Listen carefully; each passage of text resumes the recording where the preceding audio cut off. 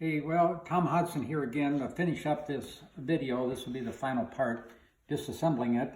And I forgot to mention this morning, this is December the 2nd. And again, we're just going to disassemble this. There's a couple tricky parts to it. I thought maybe everybody might want to see. And also, when I finished the last one, I had not installed these clamps yet. So I wanted to make comment to that. These bar clamps were not installed until shortly after that video ended, and you can see what they're doing. They're just compressing this inner ring onto the carbon fiber that compresses onto this plug to keep that all tight. So anyway, we're ready to pull it apart. I wanted everybody to see that before I did. And meanwhile, we're going to get the weights off here. Is the first part, and then we'll pull the clamps off, and then there's a few things that'll get interesting, I think, depending on how lucky I am today on getting this apart.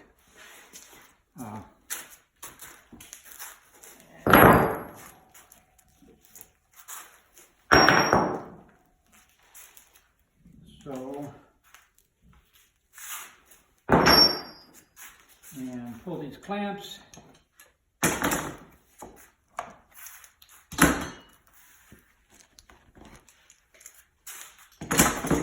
And as I mentioned before, there's a couple key parts in here that have to come out first because they're tapered for that reason, and otherwise the rest of them won't release.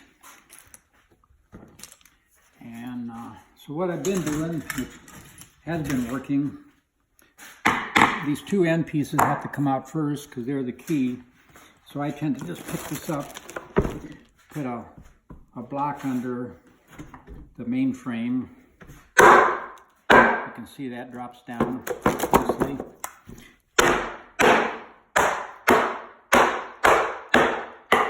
Those break loose like so. So we get this piece out. As you mentioned, these are not parallel, so that will retract easily. Those are the key parts for the inner ring, and as you can see, these will come out now once the number 1 and 4 blocks come loose. So we get those out of the way, and now number 1 block here is the key with the taper on it. So this is the block that's got to come out first in order to let the other ones loose. Sometimes I tap on this to crack it loose, but we'll see how easy it's going to release. This is what I've developed here. You'll see in a minute.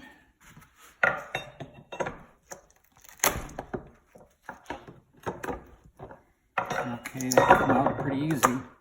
As you remember, this is the one that's cut on this angle and this angle, so this is the key that'll let the rest of them out.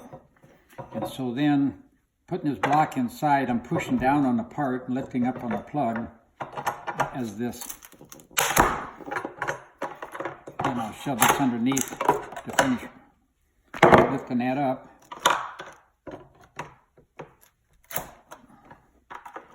And since the box got different dimensions, as I need to go higher, now that one popped up, even the other end. So then we just continue on around the circle like so.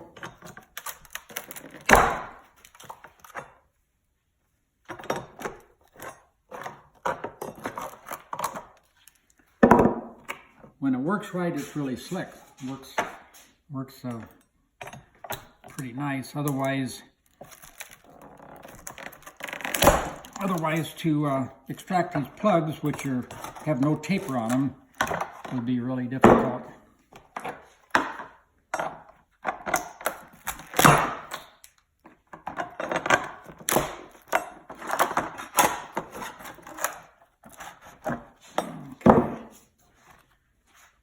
So now we go down here.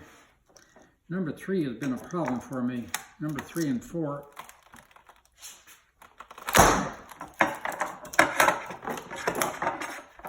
You can see, even with a good mold release on there, the fact that the sides are not tapered really sticks in there quite tight. This has been historically bad. Yeah, I don't know why number 4 wants to be difficult.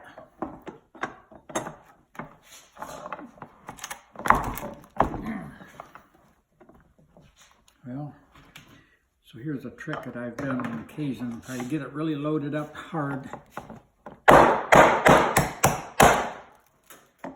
then when you do that, it breaks it loose. When you put a lot of tension on it and then crack it like a gear puller,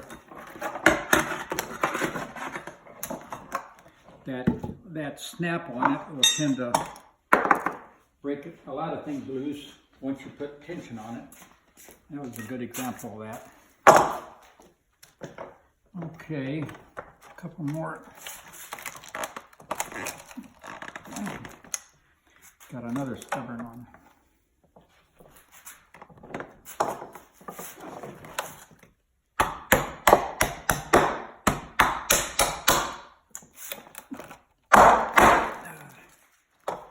See how that works? It's kind of neat.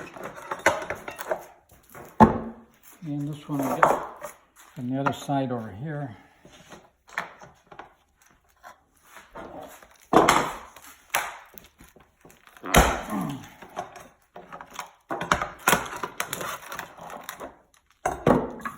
You can see how that takes a lot of pressure to get those broke loose.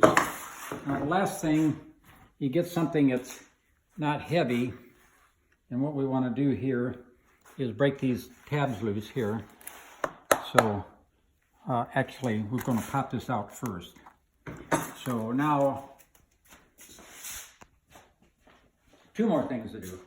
We'll loosen up this clamp here so the outside ring actually will grow in diameter, and to encourage that I need to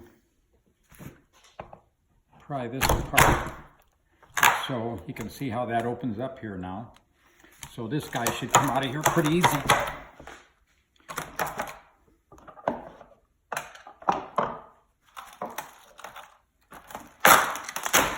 Like so. Now we can break the little tabs loose, and I'll come over here. These are the spacers that make a imprint for the stringers, and we just take and tap them like this, and that breaks them loose.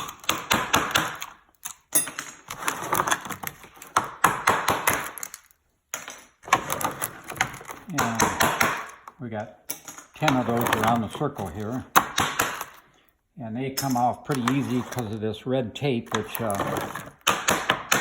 is like a packing tape, and nothing sticks to it on the outside. And so that's basically, well, we got 1 more to go, and 2 more to go. So that's it. This edge here, we'll take and run that through the bandsaw vertically, and it cuts both the inside and outside at the same time. And then when it's finished, it'll look like this.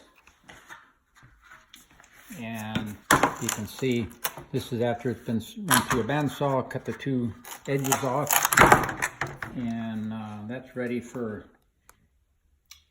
building a fuselage. So anyway, I hope somebody learned something from, or picked up some ideas from this. There's other ways of doing it, I'm sure, but this is what I came up with. And the difficult thing is getting these plugs out when you don't have any relief on them. It's a parallel, the sides are parallel. And so when I come up with something else interesting, I'll make another video. Meanwhile, that's all we got for today.